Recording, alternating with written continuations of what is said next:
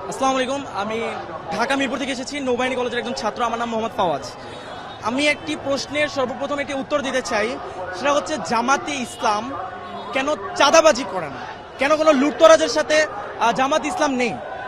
মূলত আমি প্রথমে একটি কথা বলে দিতে চাই, সেটা হচ্ছে আমাদের অন্যান্য দল যদি আমরা দেখে থাকি গত 53 বছরে আমাকে একটা দল আপনি আমাকে ইন্ডিভিজুয়াল দেখাবেন যে একটি সেবামূলক প্রতিষ্ঠান কিংবা কর্মসংস্থান তৈরি করেছে, কোনো দল পাবেন না। তাদের আইডিওলজি হচ্ছে নেতার পিছনে নেতাকর্মী ঘুরবে, জয় বাংলা নাইলে জয় বাংলাদেশ জিন্দাবাদ স্লোগান দিবে আর নেতার নাম নিবে, এটা হচ্ছে তাদের আইডিওলজি। জামাতের আইডিওলজি এটা নয়। তাদের আইডিওলজি কিভাবে একটি নতুন প্রতিষ্ঠান তৈরি করা যায়। আপনি যদি গত 53 বছরে খেয়াল করেন, অসংখ্য জামাতের হাসপাতাল, অসংখ্য ব্যাংকিং সেক্টর তৈরি করা হয়েছে, যার কারণে জামাতে ইসলামের যে নেতাকর্মীরা রয়েছে পড়াশোনা শেষে তারা যদি চাকরিও না পেয়ে থাকে তাদেরকে ওইখানে নিয়োগ দেওয়া হয়, এবং যার কারণে তাদের চাঁদাবাজি কিংবা এইসব কাজে লিপ্ত হতে হয় না। তারা একটি অর্থনৈতিক ভালো একটি কাজের মাধ্যমে তাদের জীবন বাহন করতে পারে। এবং জামাতের আদর্শ এবং অন্য একটি দলের আদর্শে ভিন্ন কোথায়। আমি একটি কথা বলতে চাই, অন্য একটি দলে আপনি সেন্ট্রাল থেকে টাকা পাবেন, টাকা যদি না পান আপনি চাঁদাবাজিতে লিপ্ত হবেন। আপনি বিএনপি বলুন, আওয়ামী লীগ বলুন, ছাত্র দল বলুন, ছাত্রলীগ বলুন, সবাই একই ক্যাটাগরি। আপনি ছাত্র শিবির বলুন যদি, বা জামাত ইসলাম বলুন, এদের অর্থ উৎস কিন্তু এইটা নয়। এদের অর্থ উৎসটা কোথায় আমি আপনাকে বলি। ক্লাস 9-এর একটি ছাত্র, আমার নামটা ঠিক মনে নেই, আমাদের গ্রামের বরিশালের একজন ভাই, সে ক্লাস 9-এ থাকতে তার বাবা মা মারা যায়, তার পড়াশোনা সে ছেড়ে দিবে ভেবেছে। তখন জামাত যে সংগঠন তার সাথে কথা বলে যে তার সম্পূর্ণ ব্যবস্থা তারা গ্রহণ করে, তাকে সম্পূর্ণ শিক্ষিত করে, তাকে দেশের বাইরে পাঠায় পড়তে, এবং তাকে ডক্টর বানিয়ে বাংলাদেশে ফেরত আনে। এখন আমার প্রশ্ন, একজন বিবেকবান মানুষ জীবনেও কি তাকে যেই দলটা, যে সংগঠনটা এত উচ্চ একটা পর্যায়ে নিয়ে গিয়েছে, তাকে জাতীয় রাষ্ট্রের সম্পদ বানিয়েছে, তাকে কি তার কাছে কি কোনো সাহায্য চাওয়া লাগবে দলটা থেকে? সে তো একজন বিবেকবান মানুষ, সে নিজে থেকে তার অর্থের 50% দান করে দেবে এই দলের জন্য। এই একটা কারণে জামাতের কারো কাছে চেয়ে খেতে হয় না। আর জামাতের প্রত্যেকটা নেতাকর্মী যারা রয়েছে তাদের মাস শেষে একটি অ্যামাউন্ট উল্টা দিতে হয়, জামাতে অনুদান দিতে হয়, এবং সেই টাকা দিয়ে এই যে আমি যে বললাম প্রথমে, এই ছেলেটাকে পড়িয়েছে, এরকম অসংখ্য অসহায় এবং দরিদ্র ছেলেকে পড়ানো হয়, ছেলে মেয়েকে, এবং এই টাকা দিয়ে, এই আমাদের অনুদানের টাকা দিয়ে। কারণ আমার প্রশ্ন, যেই ছেলে বা মেয়েটা এত কষ্ট করে দলে টিকে থাকার জন্য টাকা দিতেছে, নিচে থেকে নিজের পকেট থেকে টাকা খরচ করতেছে, তাছাড়া মাস শেষে 2টা করে বই পড়তে হয়, বই পড়ে ওইটার পরীক্ষা ভাইভা দিতে হয়, 5 ওয়াক্ত নামাজ পড়তে হয়, নামাজে সে জামাতে কয় রাকাত পড়তেছে, কয় রাকাত জামাতে পাচ্ছে না, সব রিপোর্ট প্রদান করতে হয়। এত কষ্টের পরেও যে মানুষটাই দলে থাকবে, ওই মানুষটার কি নৈতিকতা নিয়ে কোনো প্রশ্নের আর কোনো দিক রয়েছে? ওই মানুষটা কি কোনো স্বার্থের জন্য দল করতেছে? ওই মানুষটার ভিতরে নৈতিকতা আছে বলেই মানুষটা দলটা করতেছে। এত কষ্ট পেরিয়েও এই দলের প্রতি সে তার ভালোবাসাটা রয়েছে। এখন আপনি আমাকে কোন দিক দেখাবেন? 71-এ যে আলবদর, তারপরে রাজাকার বলে, এই দিকটা দেখাবেন? আমি আপনাকে একটি কথা ব্যক্ত করতে চাই।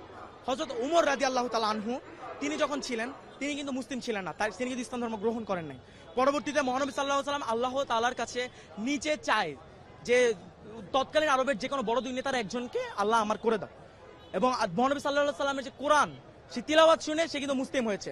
এখন কি আপনি তার পাস্টের সাথে তার প্রেজেন্ট তুলনা করবেন? আপনি এতই মূর্খ হয়ে গিয়েছেন? আপনি চেতনা ব্যবসা করবেন? আওয়ামী লীগ এক দল বলে গিয়েছে, তারা এখন কোথায়? তারা এখন ভারতে। এরপর আরেক দল যারা এখন বর্তমানে বলছে, তারা কোথায়? তার নেতা লন্ডনে। যেই দলটাকে বলে, সেই দলটা কি পাকিস্তানে গিয়েছে? সেই দলটা যায়নি, সেই দলটা ফাঁসির মঞ্চে হাসি মুখে দাঁড়িয়ে গিয়েছে। আপনি যদি আরো বলেন, যে 71-এর কথাই আমি ধরি, যদি আসলে জামাতে ইসলাম রাজাকার হয়ে থাকতো, কেন মুজিবের সময়, জিয়াউর রহমানের সময় এই জামাতের কোন নেতাকর্মীকে রাজাকার বলে শাস্তি দেওয়া হয়নি? কেন শেখ হাসিনা আসার পর নির্বাচনের দিন তিনি নিজে গিয়ে জামাতের হুজুরের কাছে গিয়ে বলেছে, হুজুর আমাকে দোয়া করবেন আমার জন্য, আজকে আমি নির্বাচনে দাঁড়িয়েছি? সে নিজে গিয়ে হুজুরের কাছে দিয়ে দোয়া নিয়ে আসছে। কেন নিয়ে আসছে? এবং 96-তে সে যখন জিতে যায়, জিতার পরে সে ওই ডিরেক্ট জামাতকে রাজাকার বলে ফেলে। কেন বলে? কারণ জামাত যে ইসলাম, জামাতে ইসলাম তাদের যে মত, সে মতের সাথে একতা প্রকাশ করেনি। কেন করবে? তারা তো ভারতপন্থী। ভারত আমাদের সাহায্য করেছে, কেন করেছে? ইন্দিরা গান্ধীকে যখন প্রশ্ন করা হয়, সে একটি উত্তর দেয়, মাথার এক পাশে ফোড়া হলে আপনি অন্য পাশে ঘুরে ঘুমাতে পারবেন, যখন দুই পাশে ফোড়া হয় আপনি ঘুমাতে পারবেন না। এর মানে কি বুঝতে পারছেন? আপনার যখন দুই পাশে ইসলামিক রাষ্ট্র হবে, তখন আপনি থাকতে পারবেন না। হিন্দুত্ববাদ আপনি ছড়াতে পারবেন না, পুরো বিশ্বে আপনি মঞ্চতে প্রকাশ করতে পারবেন না। সেই কারণে তারা বাংলাদেশের সাহায্য করে। এবং তারা আমার কোন সাহায্যটা করেছে? আমার দেশে কি ওই 40-50 টাকার পেঁয়াজ আর রসুন দিয়েছে, এই আমার সাহায্য? আমি তাদেরকে মাস শেষে আমার 1000 টাকা, বছর শেষে আমি ইলিশ মাছ দিচ্ছি, আমি দিচ্ছি। তারা পুরো ফারাক্কার পানি আমাদের দিয়ে প্লাবিত করে ফেলতেছে আমার বাংলাদেশকে, আমরা কোনো কথা বলতেছি না। আরো যদি আমরা দেখি, তারা আমাদের দেশটাকে নিজেদের অঙ্গরাজ্য তৈরি করতে চেয়েছে। আর তারা আমাদের দেশের মাঝখান থেকে রেল বানিয়ে ফেলবে। এমন আমাদের ইতিহাস যা বলে, একটা রাষ্ট্র এরকম ভাবে যখন একটা দেশের মাঝখানে চলে আসে, ওই রাষ্ট্রের ওই ইন্ডিভিজুয়াল ওই জায়গাটা আর ওই রাষ্ট্রের আওতায় থাকে না, ওইটা যেই দেশের আওতায় চলে যায়, যেই দেশের বানায় ওই দেশের আওতায় চলে যায়। এবং তারা এই ভারতের দালাল ছিল। এবং আমি আপনাকে এখন আমার এতক্ষণের কথা সবচেয়ে বড় পয়েন্ট এখন করবো, বিএনপি। আমার আপনাদের সকলের কাছে একটা প্রশ্ন, বর্তমানে তো তারেক রহমান বাংলাদেশে নাই, তাহলে বিএনপির সবচেয়ে বড় নেতাকে? মির্জা ফখরুল। এখন আমি বলতেও হাসি পাচ্ছে আমার, মির্জা ফখরুল যদি দেশের সবচেয়ে বড় নেতা হয় বিএনপির, তাহলে গত 3 মাসে কেন মির্জা ফখরুলকে কোনো টক শোতে কিংবা কেন কোনো মিডিয়া ফেস করতে দেখা যায়নি? দেখা গেছে কাকে? সালাউদ্দিন সাহেবকে। এখন আপনারা যারা পলিটিক্সের ভিতরে আছেন বা থাকেন, তারা জানেন গত 10 বছর সালাউদ্দিন সাহেবকে ভারতে বিলাসবহুল ভাবে 3 স্টার প্লাস রিসর্টে রাখা হয়েছে, তাকে সম্পূর্ণ সুযোগ সুবিধা দেওয়া হয়েছে, তাকে সেটিং করা হয়েছে ভারতীয় দালাল প্রথায়। তাই সে হচ্ছে, আমি নিজের মুখে বলবো, আমি জানি না আমি এটা বলার পর আমি বাঁচবো কিনা, আমি আমি আমি আল্লাহর আইনে আল্লাহর জমিনে দাঁড়ায় বলবো, বিএনপি হচ্ছে ভারতের দালাল, ভারতের দালাল, ভারতের দালাল। এবং যারা বিএনপির ভারতে আর কি সাপোর্ট করে না, যারা রয়েছে, যারা বিএনপির ভারতে সাপোর্ট করে না, যেমন ইলিয়াস আলী, বাবর, তারা এখন কোথায়? আমার প্রশ্ন, তাদের কি বিএনপি কি সামনে আনছে? কেন আনছে না? কারণ বিএনপি তাদেরকে আনতে দিবে না, তারা ভারতপন্থী না, তারা ভারতের বিরোধী।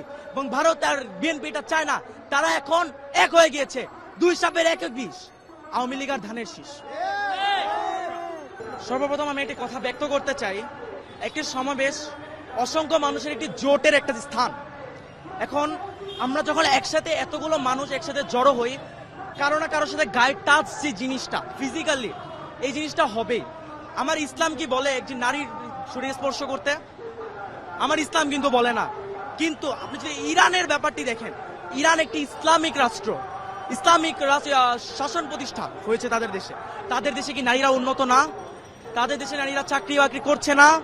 তাদের দেশ এতটাই উন্নত, তারা এতটাই শক্তি সম্পন্ন, তাদের ভিতরে ইসলামিক যে এতটা জ্ঞান ধারণা রয়েছে, তাদের আল্লাহর প্রতি ভয়ভীতি রয়েছে, তারা ডিরেক্টলি ইউএসএ এন্ড ইসরায়েলকে চ্যালেঞ্জ করতে পারে। বাংলাদেশকে বলেন, বাংলাদেশ তো ভারতের বিরুদ্ধে দাঁড়াতে পারবে না।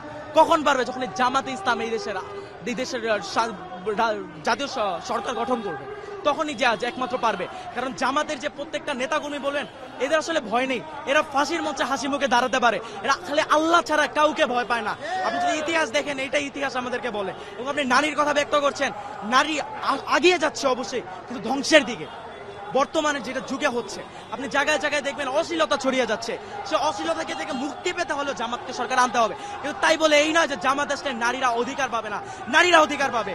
আপনি যদি হিন্দু হয়ে থাকেন, আপনি আপনার ধর্ম পালন করতে পারবেন, অসুবিধা নেই। জামাত আসলে প্রফিটটা কোথায়? যারা ইসলামে বিশ্বাস করে, যারা পর্দা করে, তারা একটু সুবিধাটা বেশি পাবে, তারা সুন্দরভাবে পর্দা করতে পারবে, তাদের দিকে আড়াল চোখে কেউ তাকাতে পারবে না। এটা হচ্ছে জামাতের আশার আইডিওলজি, এবং তারা এটাই বিশ্বাস করে। কিন্তু কোন নারী যে কর্মসংস্থানে যেতে পারবে না, এমন কোন কথা জামাত ব্যক্ত করে না। আপনি যদি আমাকে দেখাতে পারেন জামাতের একটি খুঁত যদি আপনি আমাকে দেখাতে পারেন, আমি নিজে বলছি আমি ওই দিন থেকে জামাতের সাপোর্ট করা বন্ধ করে দিব ইনশাআল্লাহ।